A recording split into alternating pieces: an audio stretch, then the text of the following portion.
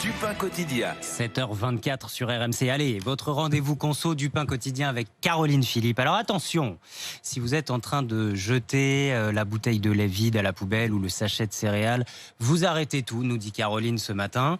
Il y a des conseils, encore une fois, à donner pour bien recycler le plastique. Parce qu'en France, on est nul, Caroline. Eh bien oui, parce que on jette seulement dans la poubelle à recyclage un quart du plastique contre 42% au Portugal, 44% au Royaume-Uni, ce qui nous place à l'avant-dernière place sur les 9 pays européens étudiés par l'UFC Que Choisir. Et surtout, on est loin de l'objectif de 100% de recyclage du plastique d'ici 2025, objectif fixé par la loi anti-gaspillage adoptée il y a plus d'1 an. Pourquoi on est si mauvais ? Alors déjà, il y a un problème de sensibilisation, mais aussi d'uniformisation. Rien que le code couleur de la poubelle pour le plastique n'est pas le même partout en France.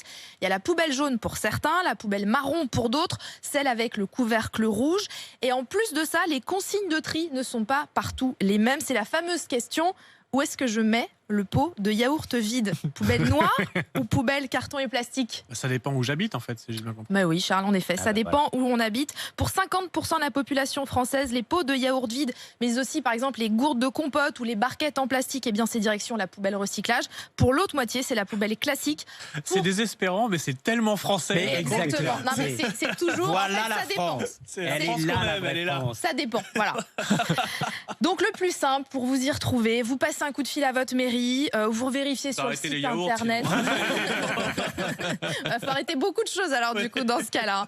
Mais rassurez-vous, les choses avancent. Au 1er janvier prochain, les consignes seront les mêmes pour tout le monde.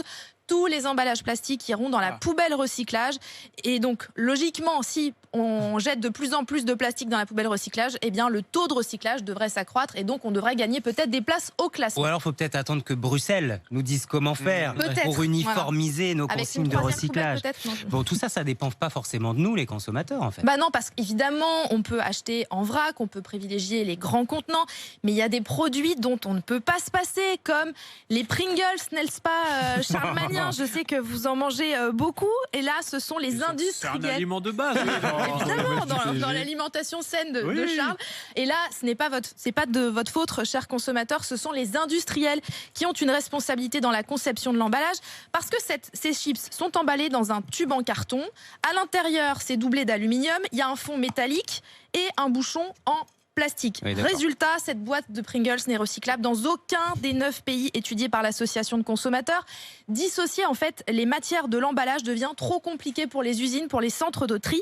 Et ce n'est pas le seul exemple. Il y a aussi les emballages de Kit Kat avec, vous savez, ce fameux plastique métallisé à l'intérieur. Comme pour les papiers cadeaux. Exactement, c'est pareil. Et les paquets de nourriture pour chat Whiskas, c'est la même chose aussi. En fait, c'est très joli, ça brille, etc. Mais c'est impossible de le recycler concrètement dans les usines.